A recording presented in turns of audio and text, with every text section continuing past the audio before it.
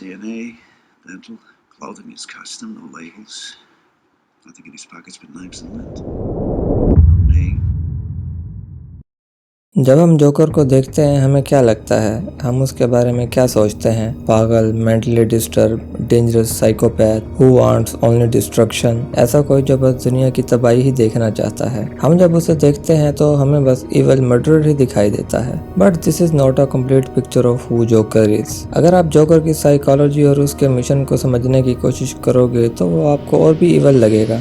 So today we will dissect the personality and psychology of Joker और जानेंगे कि क्यों जोकर सबसे डेंजरस विलन है और उसका असली मकसद क्या है। Joker is one of the most popular and loved villains in the film industry और वो पॉपुलर इसलिए नहीं है कि वो काफी डेंजरस नजर आता है या हीथ लेजर ने उसके कैरेक्टर को निभाकर काफी फेमस कर दिया। But yes, Heath Ledger surely empowered the character with his brilliant acting. लेकिन जोकर के फेमस होने का मेन रीजन है उसका कैरेक्टर। जोकर सोचता कैसे है, What are his beliefs और सबसे ज्यादा इम्पोर्टेंट कि उसका अल्टीमेट गोल क्या है, वो चाहता क्या है हम सबसे। These are the things which make him stand apart from everyone। Joker एक ऐसा फिक्शनल विलन है जिस पर सबसे ज्यादा केस स्टडीज हुई हैं। As a human being joker psychologist के लिए काफी इंटरेस्टिंग सब्जेक्ट है। अगर जोकर के बिहेवियर और ब्रेन को स्टडी किया जाए तो आप ह्यूमन बीइंग्स के एक्सट्रीम केसेस को अच्छे से समझ पाओगे। तो जोकर को समझने से पहले हम ये समझते हैं कि साइकोपैथिक बिहेवियर क्या होता है। जोकर एक साइकोपैथ है, लेकिन कोई भी बाय बर्थ साइकोपैथ नहीं होता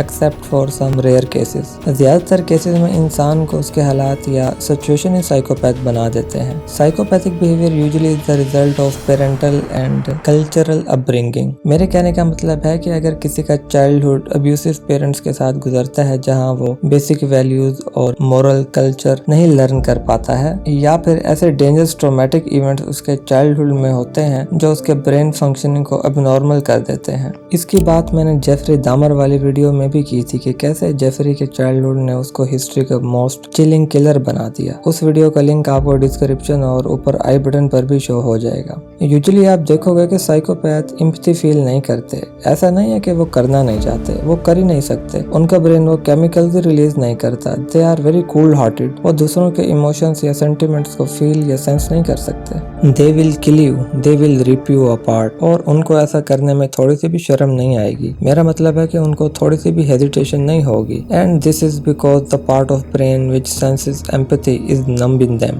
ब्रेन का जो पार्ट इमोशन, सेंटिमेंट्स या फीलिंग्स को प्रोसेस करता है वो इस साइकोपैथ में नम्ब होता है, कम्प्लीटली जीरो। लेकिन जोकर से साइकोपैथ ही नहीं है, he is also nihilist and now a dangerous combination, psychopath plus nihilist. लेकिन यहाँ सवाल ये है कि नाइलिस्ट मतलब होता क्या है। Nihilist is a person who believe that life is meaningless and rejects all religions and moral principles। Nihilist के लिए रूल्स, लॉज, रिलेशनशिप्स, रिस्पॉन्सिबिलिटीज ये सब हिपोक्रेसी है। इसलिए आपने मूवी में भी नोटिस किया होगा कि जोकर को ना तो पैसों से कोई मतलब है, ना ही उसको कोई क्रिमिनल एम्पायर बनाना है, ना ही उसको बैटमैन को मारना है। He just wants that we too take off our mask of righteousness and become a monster like him। वो सोचता है कि हम अच्छे होने का जस्ट नाटक कर रहे हैं। We are all just pretending to be good। मुसीबत आने पर हम लोग भी उसकी तरह ही बन जाएंगे। जोकर सोचता है कि बाकी सब भी सिर्फ एक स्टेप दूर हैं उसके जैसा बनने के लिए। Just one bad day and we all will be like joker. Joker जब बैटमैन के साथ जेल में होता है तो वहाँ भी वो बैटमैन को यही कन्विंस करने की कोशिश कर रहा होता है कि the conventional morality is a lie. In fact वो हार्वी डेंट को अपने जैसा बना भी देता है। बट मूवी का सबसे इंटरेस्टिंग पार्ट है उसका लास्ट सीन,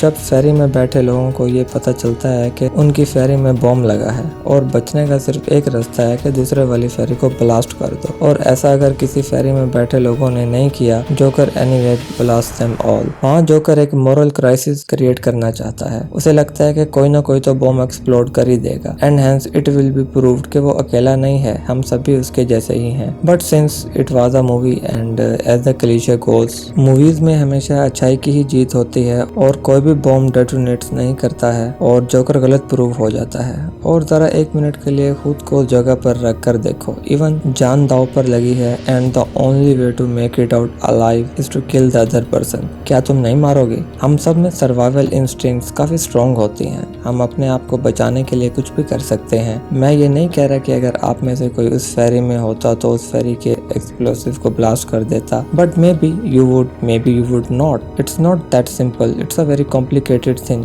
बिना बुरे हालात से गुजरे आप अपने आप को सही से कभी नहीं जान सकते, सेल्फ अवेयरनेस के टॉप पर कभी नहीं पहुंच सकते। कभी कभी हम ऐसी सिचुएशन में स्ट्रक होते हैं जहां respect, dignity, morality goes out of the window. The only thing that matter is just me. आप किसी भी चीज को छोड़कर अपने आप को ही चूज करोगे ऐसी सिचुएशन में, अपनी जान ही बचाओगे। और जोकर ठीक यही तो चाहता है, ऐसी सिचुएशन क्रिएट करना चाहता है जहां आप रिस्पेक्ट, डिग्निटी, मोरालिटी ये सब छोड़कर बुराई को ही चूज करो। पता है हर कोई बैटमैन बनना चाहता है। The truth is at any moment any of us could be just one step away from becoming the joker. और ये एक रीजन है कि joker evil villain and murderer psychopath होते हुए भी लोग उसे बैटमैन से ज्यादा पसंद करते हैं, क्योंकि कहीं ना कहीं हम सब में भी एक जोकर दबा पड़ा है। हमें भी कभी ना कभी ये लगता है कि the only way to live in this world is without rules. अगर जेफरी दामर वाली वीडियो देखना चाहते हैं तो राइट साइड में क्लिक करके देख सकते हैं। मैं हूँ Babar Humayun. Thanks for watching.